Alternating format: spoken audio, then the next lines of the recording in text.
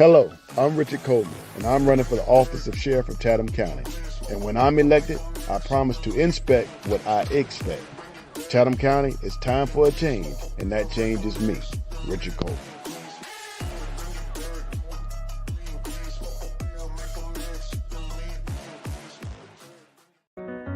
I'm Patty Hewitt, and I'm worried about our future.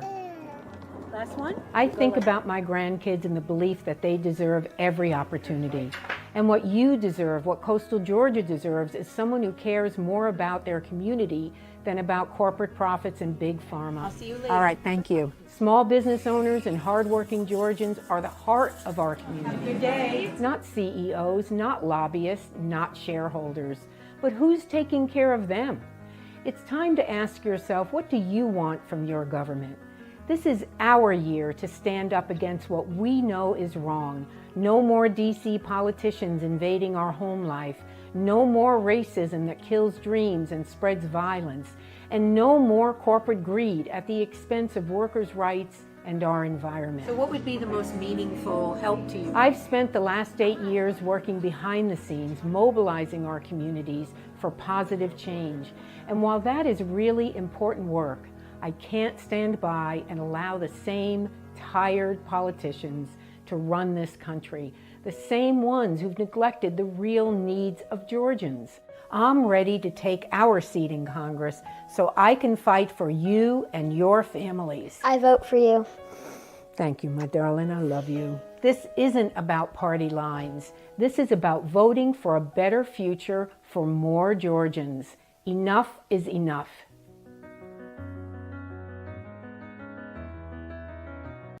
Oh, I mean, my friend, your Savannah homeboy, Clarence Thomas, made sure that I don't go to prison. So Julius is in there talking to Trump. Oh, I'm telling.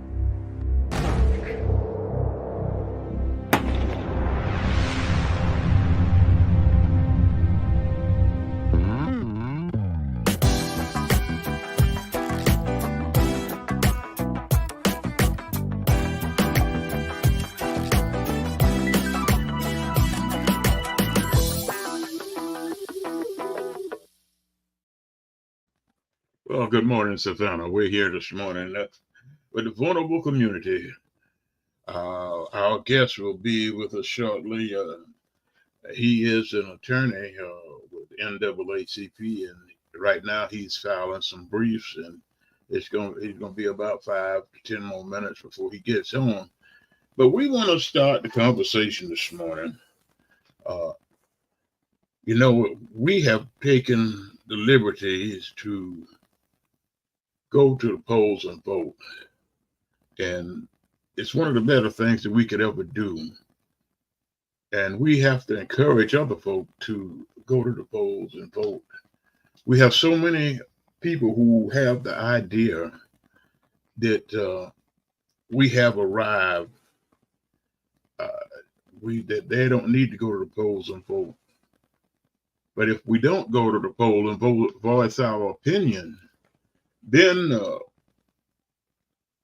we might as well say we are giving our rights away. Because if you don't vote for something, then you're voting for nothing. And we need to make sure that we vote for something, stand for something. We have to get out and make sure that we're looking out for not us, but for our children and our children's children. Because what we vote for this year will affect our children and generations to come. And the outcome of this election is going to be real critical. So we need to make sure that we have made a wise decision, made a decision that is going to make our children and our children's children and their children prosper in years to come.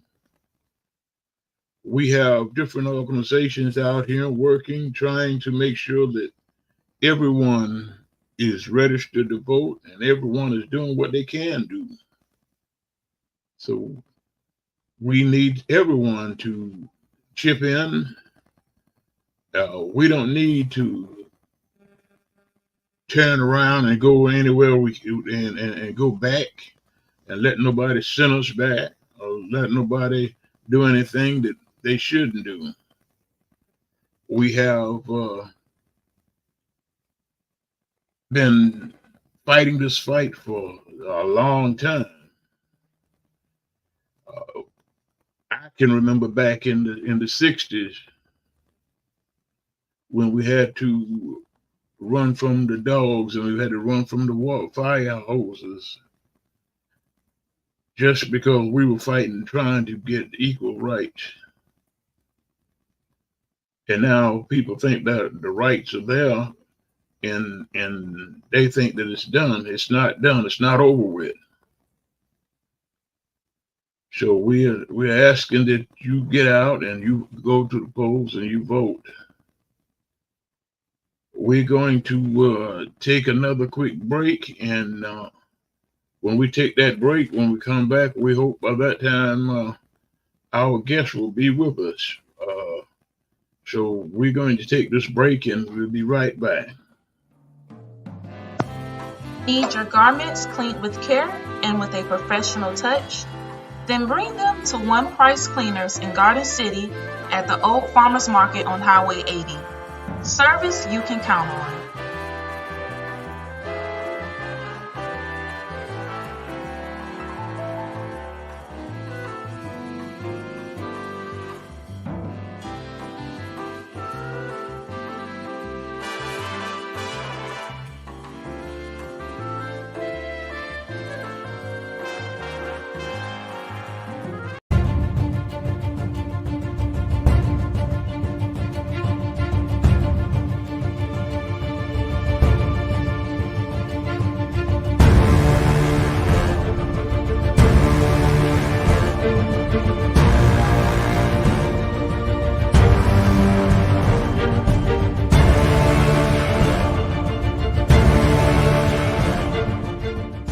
Hey there!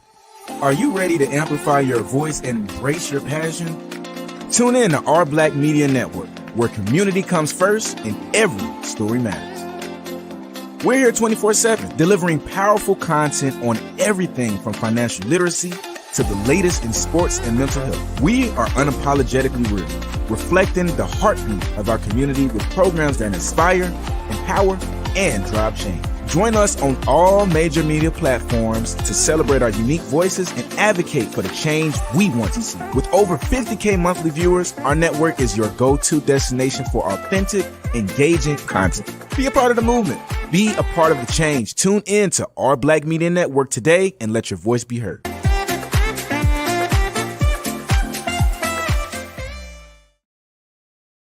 Well, we're back with us, and we're here.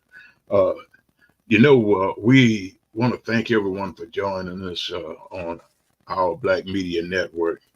We have been gracious enough to, they have allowed us to be a part of this network. Brother Julius Hall and Brother Charlie Brown.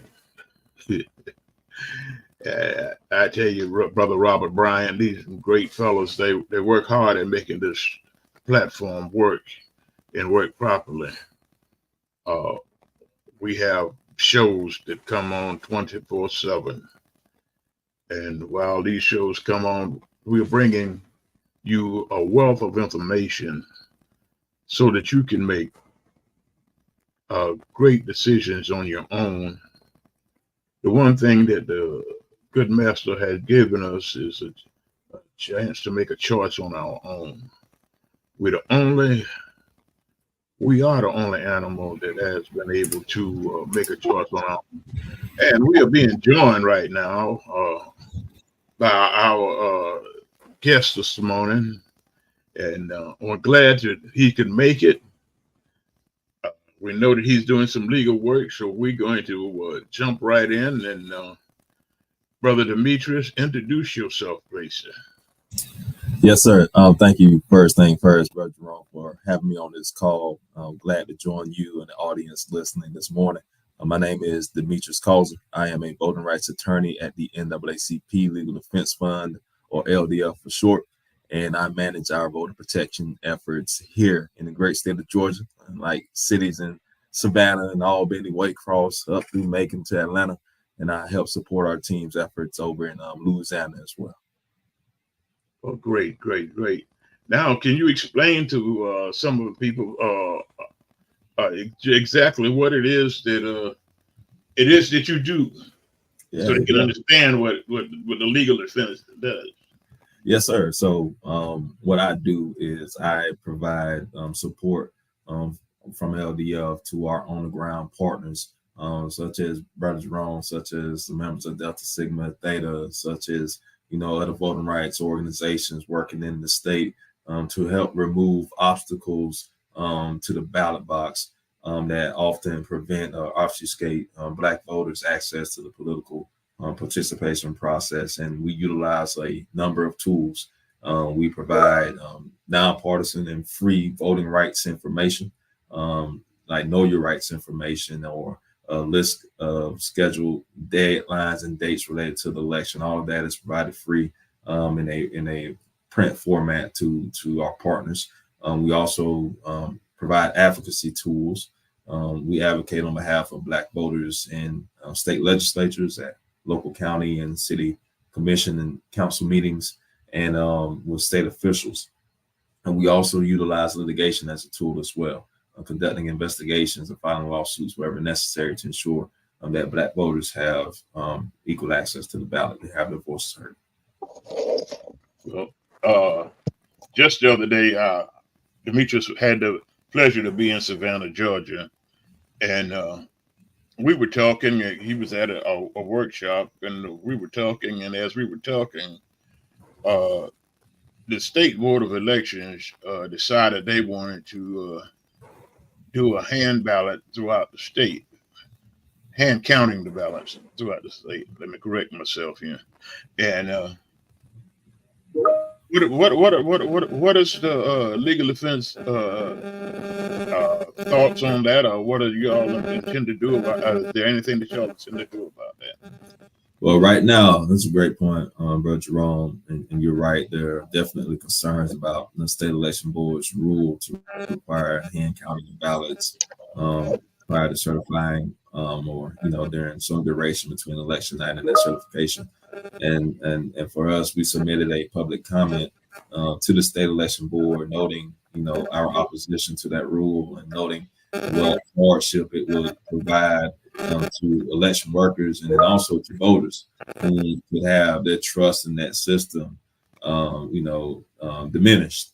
And so we're monitoring very closely. We're going to continue to watch, and we're also just going to continue to navigate this in the most feasible possible manner, and also work with partners to try to generate some solutions that works in the best interest of Black voters.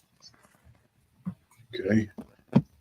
Now, what are some of the things that the people can do that would help you and help the organization in getting through these legal problems? Man, I think that one of the best things that the folks in Savannah and the surrounding areas and across the state of Georgia could do is, of course, send us stay in touch with LDF, but then also volunteer with LDF as a poll monitor. We engage in our poll monitoring programs around election times to ensure that there are no issues at local precincts and polling places, and if there are, we can respond quick, fast, and in a hurry to have those issues remedied. And we have a training and a certification process for our poll monitors, and so you'll be working with the best of the best with us. We love to engage with the folks on the ground, the folks that call their polling precincts and communities home, and that's the best way that folks can get involved. And then also just be an advocate for your communities. Go and vote, right? Share important information with folks in your communities, whether it's your church, at your job, at your place, at other places of worship. what have you. And we like to be a resource for you in that way. If we can provide any nonpartisan voting rights information pamphlets, we most definitely can do that. But feel free to use LDF as a resource. Okay, now we would like the vulnerable community to understand there will be a person here in the city of Savannah, at least one, if not two, or maybe more, as big as Savannah is. But we will have people on the ground working, and we will have people out monitoring, going from pole to pole, just to check to see what's going on. And they will be working closely with Legal Defense Fund to make sure that something is happening. If something happens, then we can get right on it and get it straightened out before it gets to be a big problem. Yes, sir. Yes, sir. This is what it's all about right here, Brother Jerome. This is what it's all about is being proactive and being protective and ensuring that, there are eyes and ears on the ground to look out for those issues that may most likely will pop up. Because like you mentioned, Savannah has a lot of people. And when there's a lot of people on a big election day, like we're going to see on November 5th or even during early voting, there are a lot of rooms for, some issues to come up. And so glad to be doing this work with you, sir. We're glad that we're able to be here to do this work. Absolutely. When you start getting my age, we have to look for some more, we have to recruit some more fellows to do the work that we've been doing. Hey, Brother Jerome, you taking care of yourself. You're looking good over there, man. So I hope to be doing this work with you for a long, long time. Yeah, somebody's got to do the work, and we need to recruit some younger folk. And it's good to see somebody of your age out there doing the work, and they see somebody doing the work that's younger than the old folk. Man, that's a blessing in and of itself. And I think I give my grandfather a lot of credit for my inspiration of stepping into this playing field and doing this work, Brother Jerome. He was my rock when it came to being civically engaged and informed. And aside from playing travel baseball, going from Waycross to Savannah and Jessup and Hinesville, we talked a lot about voting. We talked a lot about the 1965 Voting Rights Act. We talked a lot about, the power of change. And, I just hope to, emulate the work that you're doing and, together, raise another generation who can step in and fill our shoes when we're gone. I hear you. We're going to take a quick break. But when we come back, I want you to tell that story that you told of how you got started and your reasoning for getting in. But we'll do it right after this break. Join us for an unforgettable Caribbean cruise in June 2025. Hey there, are you ready for an adventure? Our Black Media Network is hosting an amazing Caribbean cruise and you're invited. What's in store? 5 days of fun on the high seas.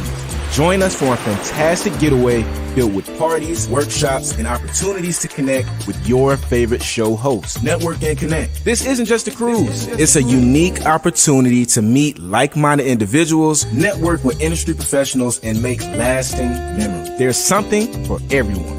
Don't wait. This is your chance to be a part of something special. For more information, reach out to our staff or your favorite show host. Book your spot today and let's make waves together in June 2025. You don't want to miss this.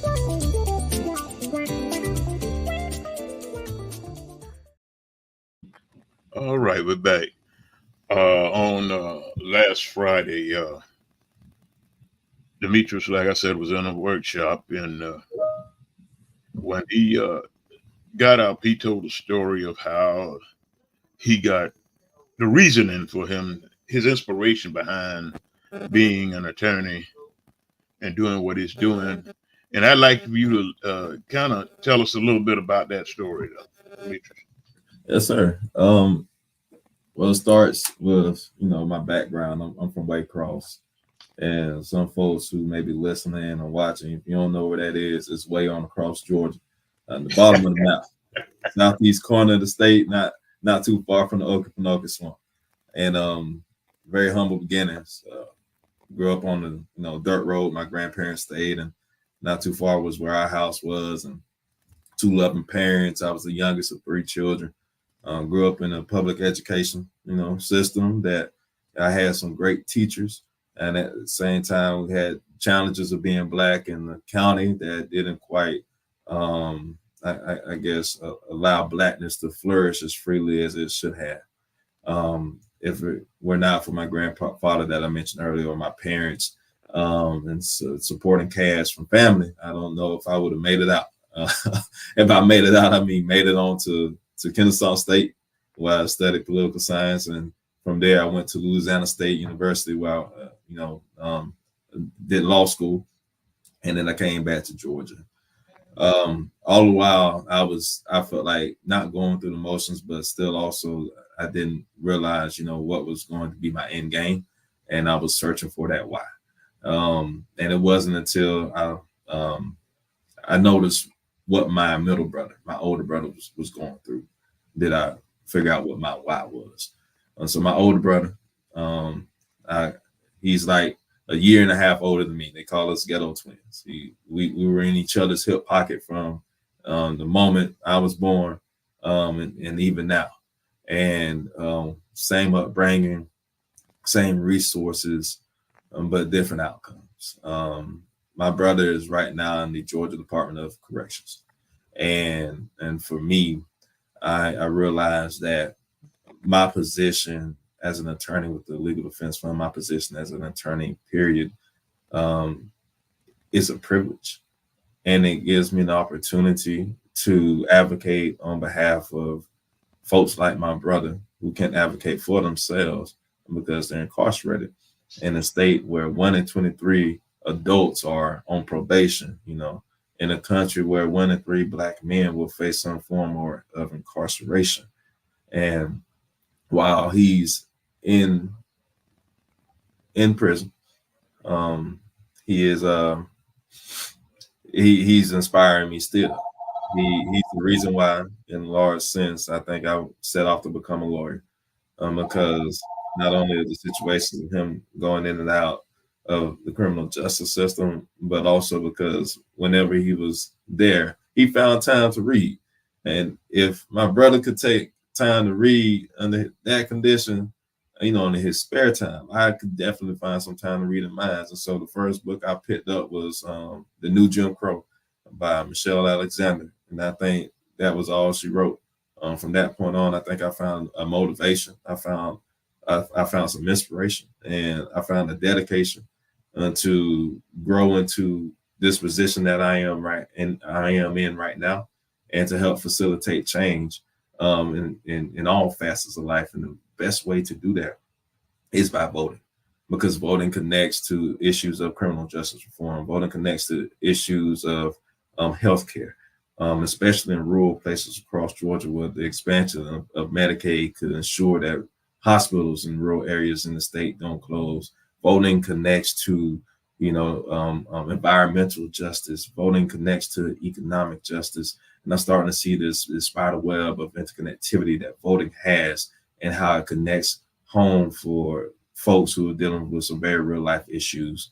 And so my brother, and by way of trial and tribulation, triumph and victory, is my why. And I will now, hold that to heart and let that inspire me and encourage me to keep on keeping on, and help others define their why, and let them understand their path to political participation process and change their communities for the better. I hear you. In the city of Savannah, Savannah's a seaport town, and we have one of the largest ports in the country, right here in the city of Savannah. And we've invited some people to join us. I don't know whether they have joined in or not, or whether listening on the podcast, but they're trying to gather support to support the longshoremen who will be going on strike very soon if they can't come to an agreement. And so we just want them to know that one of the reasons that they need to get out the vote is for those reasons. Have officials who are in place who can help facilitate these negotiations and make things work right for them and put them in the right perspective. Absolutely. Absolutely, Brother Jerome. So we just wanted to make sure that we let them know that we have different organizations here. We've got people who have been incarcerated that have been told, and we've been trying to get that word out, that they couldn't vote when they can vote. If they've paid their restitution and they're their time, then they can vote. But they're using that as a tool against our people to keep us from voting, and we can't express that part enough. That's right. Those tactics, those mis and disinformation tactics that scare people away from the polls are, of course, egregious. And that's why, the work that you're doing, Brother Jerome, to inform, formerly incarcerated persons of their rights, is important. The work that you're doing to inform those longshoremen of the issues that are, necessary to go and vote about, and ensure that they got the representation on the other side of the table when they're negotiating new contracts. All that's important. And at this point, it's the narrative battle. It's an information battle, especially as we get closer to the election, because you're going to hear a lot of everything, and folks need to know the information that they get is trusted. And so what you're giving out, Brother Jerome, from the moment we met over at Savannah State, that was some trusted information. And I want to just lift you up and amplify you right now on this platform, so y'all can trust what's being shared here. And y'all can trust what's being shared at the Legal Defense Fund, because in the end of the day, we want to make sure that as many folks that can vote do go vote. We won't tell you who to vote for, other than just go cast your ballot. And that's the part that a lot of people don't understand. They want you to tell them who to vote for. You can't tell them. We can't tell you who to vote for. That's your choice. Yeah. But the process is for you to go vote and cast your opinion and let your opinion be heard. Because if you don't vote, you don't have a say. Come on. You guys to say, well, I'm gonna take my bags and I'm going wherever they send me, because I didn't have a say. I didn't vote. That's right. That's right. I think that, let's not accept defeat. You got a voice. You got power to use it. Go out there and use it. We won't. That's why that's also why it's just so important, because it's yours, right? And to not use it is to abdicate a duty that you have. Not only that, it's just to abdicate the power that you have. I know a lot of folks not in the business of giving their power away. So, yeah. Yes, sir. I tell you, it is something.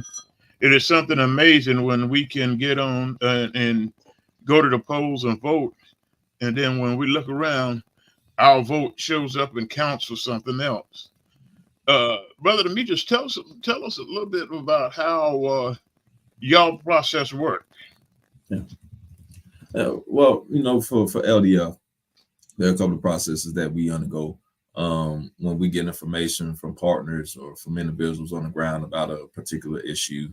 Of course, we're going to receive that information and triage it and make sure we understand what the facts are, and then of course conduct some more fact gathering.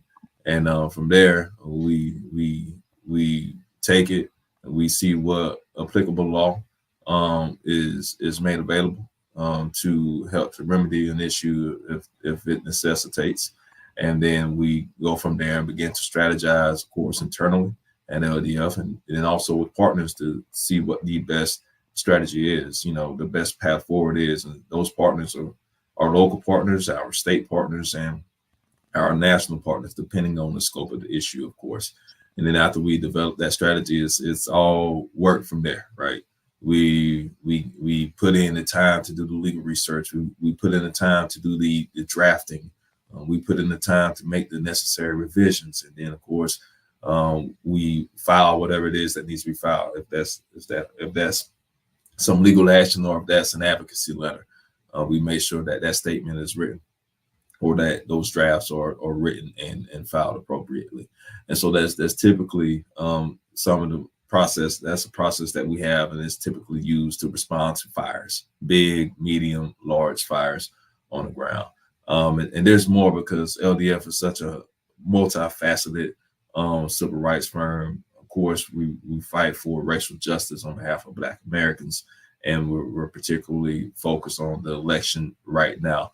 But this is also done 365 days a year, on during presidential election seasons and outside of presidential election seasons. And so our process is work year round. And of course, we're here as a beacon of hope, help, and light for folks who may be, encountering some obstruction to the ballot.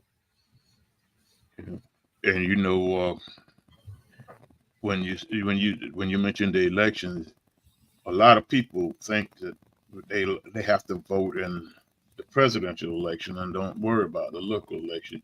But the local elections are very important, and we have to get people to understand that it's from the ground up, not from the top down. Yeah, that brings back to our conversation we was having, Brother Jerome. That's just so true. It's the ground up, like you said. It's the city council members, it's the county commissioners, it's your coroner, it's your district attorney. It's those folks who are local to you that have power and authority to make, impactful change that will greatly benefit you, or not so much. And this is saying that all politics is local, and that's so very true. We can't call the president on the phone to go fix that pothole on the street, or we can't call the vice president on the phone to get that street light that's been out for 2 months fixed, right? Those are the charges of your local council member or county commissioner, and those are the same folks that you vote for, just like you go vote for your president and your vice president. So make sure you vote in those local elections. They matter just as much, if not more. I hear you. I hear you. All right. I wonder if my producer Julius Hall is around. Brother Hall, if you're around, can you join us for a minute? He must be hiding in the background. But Julius and I have been very instrumental in going around. A lot of times we get called a lot of different names. All of them ain't good, but we get called them. But that's all right. We're doing what we have to do. Julius created this platform, and it has been one of the best things that I think that we've done in this area, getting the word out to the Black community. Yeah. On our Black Media Network. And we ask people to share it and share it and share it, continue to share it, because when we get the word out, if we can educate our folk, then we won't have to worry about a voteless population being a hopeless population. We will be an educated population that has voted and made wise choices. In doing what we do and what you do, about how many?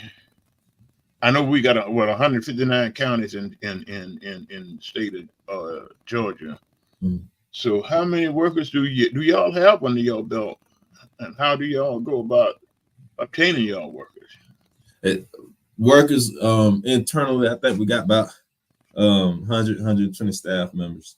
And a lot of times, they get recruited in just like a normal job offer, right? But these folks, that work internally don't all focus on voting rights. And our team of voting right dedicated attorneys and field members is a little bit smaller of that chunk. And man, our bandwidth is limited and we're spread thin. And so we're always putting out a call for volunteers. And right now, 159 counties, like you said, Brother Jerome, and there's not a we could still use more volunteers, especially in Chatham County and the surrounding areas. And what we do is we put out a call. We have a sign up link. We have a link that we can share, and then we focus folks' attention to our LDF website, where they can get in touch with our voting rights work. But there's a number of ways, and you and I can connect offline too, Brother Jerome, to get direct contact between myself and others who'd be interested in this effort. But those are typically the avenues we go about on our website, through email, and through one-on-one conversations. I hear you. We're going to do a quick break, and we'll be right back. And when we come back, we want to tidy up some loose ends and let you get out of hands, because I know you're gonna get busy, and you're a busy man. But we're gonna do about another 10-15 minutes, and I got time for y'all, Brother Jerome. All right. But we'll be right back. See, that's why I like the Rabble. They actually made an excellent point. You women do need to start sharing your husbands. It'll make the world a better place once y'all realize that. Out of everything they talk about tonight, that is the only thing you remember. There are 8 billion people on this planet. 6 billion are women, 2 billion are men. So if you do the math, that is 3 women for every man. The scale has to be balanced, and polygamy is the perfect balance. One man and one woman is all the balance that's needed. Okay, think about this.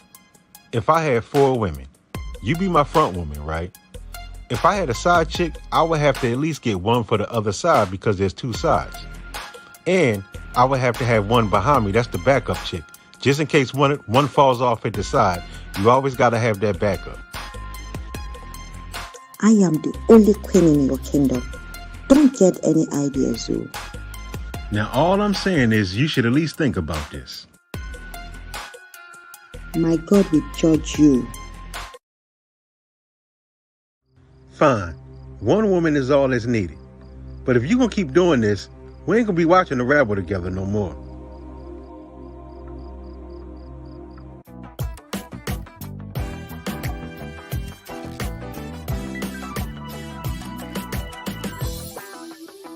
Hey there!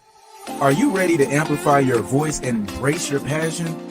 Tune in to Our Black Media Network, where community comes first and every story matters.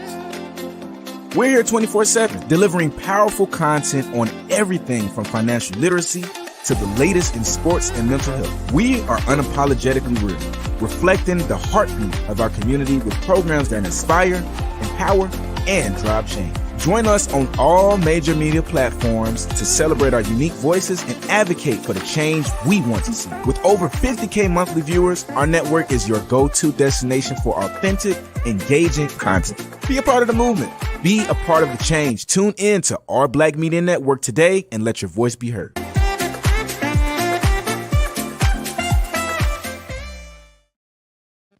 They slipped to have a commercial in on me just now. I was back here laughing so hard.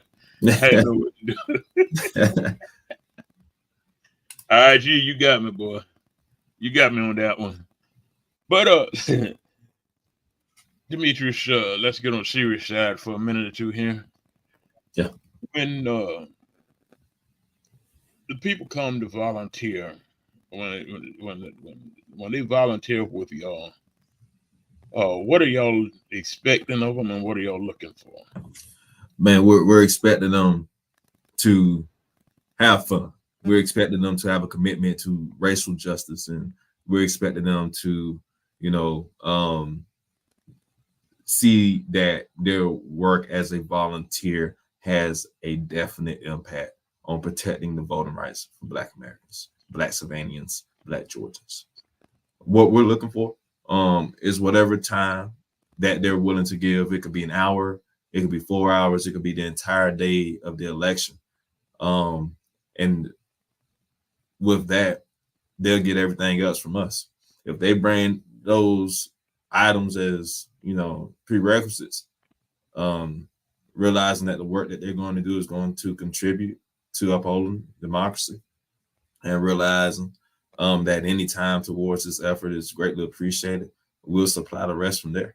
We have the information and the training that we'll provide for them, of course, free of charge. We'll have the instructions that they'll need, so they will always have a sense of knowing what to do. We'll provide them with the contact information to get in touch with myself and with other members of the LDF team, should they encounter any issues or should they have any questions while they're on the ground. And what they do while they're on the ground is, like, you go to a polling precinct, and since by that time you'll be trained on what issues to look out for. You're looking out for issues such as, is there a long line at this precinct, right? You'll notate that. Is there someone, standing and shouting at people in line, telling them that they can't vote? You'll notate that. Is there an individual in a wheelchair going to go vote, but can't get through the doorway because the door is closed and it's too heavy for them to open? You'll notate that.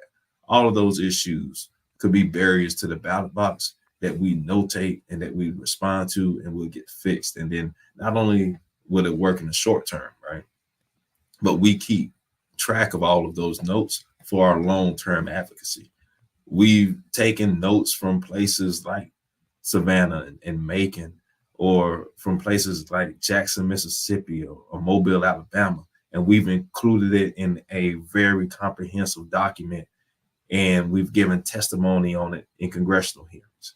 We've given information, and we provided information and advocacy letters to state and federal leaders to ensure that polling precincts have the resources that they need, and that polling precincts are abiding by all relevant federal and state law, and to ensure that there are no structures that are being barriers to Black voters. So that's all we need from folks looking to volunteer. That's all will be required of folks looking to volunteer, and we'll be the resource with you, your friend, the entire time you volunteer. Okay, about how long does the training section take? If we put together, if we can pull together a group of volunteers, how long would that training session last? That training will be 1 hour. A 1 hour training will have you prepared to go out and monitor polling places around the county. Okay, and how close to the election can that training be held? Well, we're doing trainings now, and we like to typically go up until the week before an election, so that last week of October will be the last week we likely provide a training, since the election will be that November 5th, that Tuesday. Okay, and is there a number that people can call you directly and let you know and talk with you about issues?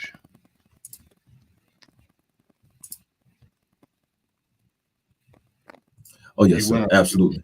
And so that number would be 646. I'm sorry, Brother Ron. Can y'all hear me? No, you broke up on us. Okay, yes. Yeah, I got a good phone number for you. Okay. All right. That number is 646-906-1344. 646.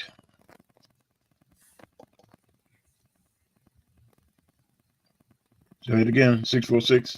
646-906-1344. Right. There you go. That's for information.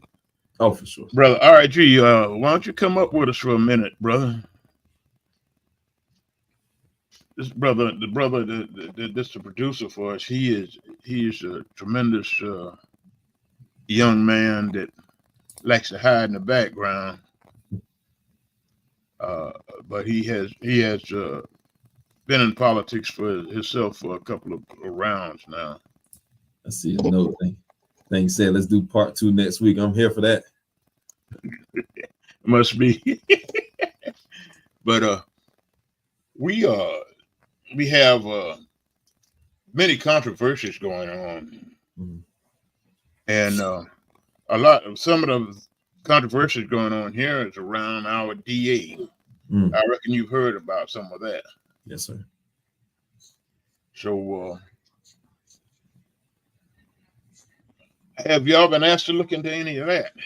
Can you say? We haven't been, but because I'm a native Georgian, because I'm from Waycross, and because Savannah's near to my heart, of course, I keep up with everything that's local. And I think that we don't have a position on it at LDF, but I think what this exemplifies is the voice and the power of people in the community in engaging with their public officials. And I'd say, elections have consequences, and people have that right to use their vote as their voice and for which direction they think that their county and their district attorney's office, their commissioner's office should be going. And so that's what we're most fundamentally going to be caring about is, making sure that the folks can go and have their voices heard. But to get down into the minutia of it, everything that I read in the AJC or that I read in the local newspapers, I try to, so I can stay abreast and understand, what are the top of mind concerns for the folks in Chatham County. And y'all do have quite a few races on the ballot this year, important races on the ballot this year. And, we implore folks to understand and know what's on the ballot and to make their decisions as best fit. I hear you. We're going to do a part 2 of this next week. Are you going to be available next week so we can do part 2? Brother Jerome, I make myself available for you now. That ain't no words. I don't think. Let me make sure. Pull up my calendar. Make sure. Yeah, next Tuesday, I'll actually be in Georgia. I'll be on the ground in Atlanta, and what I can do is make sure I'm set up in our Atlanta office on that day. Because typically I work from our DC office, and so if we're doing it at the same time, I make sure I have some availability for it. Okay, well, it'll be at 10 o'clock. We're gonna do part 2 next week. Good. And we'll have a couple other guests with us, and we're going to inform. There go Brother Bernard White. Yeah, Bernard White, you'll be here with us next week too. So we can get this on the roll. Yes, sir. This is more information. This is the kind of information that we need to get to our vulnerable communities. Yes, sir. And we want you to wrap up real quickly. Just just wrap it up for us real quickly, and then we'll wrap up the whole show, and we'll see you again next week. Yes, sir. So let me wrap up, y'all. Look, again, Brother Jerome, blessings to you. Thank you so much for having me on air this morning. Thank you for everybody who's listening. Thank you to the people of Savannah. And thank you again. I love for folks to come and volunteer with us. And if there's anything that I can do to help in that process, I can stay in contact with you, of course, Brother Jerome, and also others. You can get in touch with me in that phone number I provided, or through Brother Jerome. And I'll say this too. There's this quote from our founder, Thurgood Marshall, that this is your democracy. Make it, protect it, pass it on. That's what we're doing right now. We're helping to make a more sound, inclusive democracy for Black Americans, and so that we can protect it for not only our present day, but generations beyond us, that we can pass it on to them. They continue to carry the torch forward. So look, it's been an absolute pleasure to be with y'all this morning. I look forward to part 2 next week. All right, Savannah, you've heard it. And not only Savannah, but the state of Georgia and other places. You've heard the word this morning, and we're glad to have Brother Demetrius, and again, his last name, Causey. Causer, yes, sir. Causer. Demetrius Causer has been with us, and he will be with us again next week for part 2. And we will have a tremendous show next week. So look for y'all to be with us. And until then, God bless, and see y'all then. Take care, y'all. I'm Patty Hewitt, and I'm worried about our future. Last one? I think about my grandkids and the belief that they deserve every opportunity. And what you deserve, what coastal Georgia deserves, is someone who cares more about their community than about corporate profits and big pharma. I'll see you later. All right, thank you. Small business owners and hardworking Georgians are the heart of our community. Have a good day. Not CEOs, not lobbyists, not shareholders. But who's taking care of them? It's time to ask yourself, what do you want from your government? This is our year to stand up against what we know is wrong. No more DC politicians invading our home life. No more racism that kills dreams and spreads violence. And no more corporate greed at the expense of workers' rights and our environment. So what would be the most meaningful help to you? I've spent the last 8 years working behind the scenes, mobilizing our communities for positive change. And while that is really important work, I can't stand by and allow the same tired politicians to run this country, the same ones who've neglected the real needs of Georgians. I'm ready to take our seat in Congress so I can fight for you and your families. I vote for you. Thank you, my darling. I love you. This isn't about party lines. This is about voting for a better future for more Georgians. Enough is enough.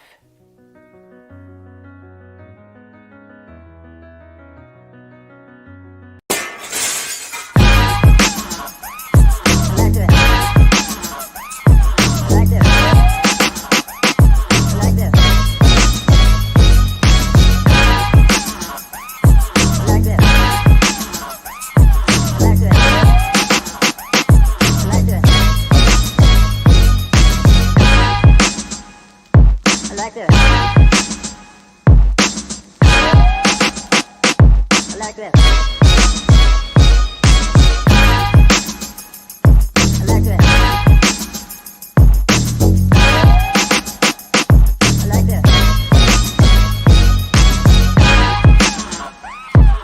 this.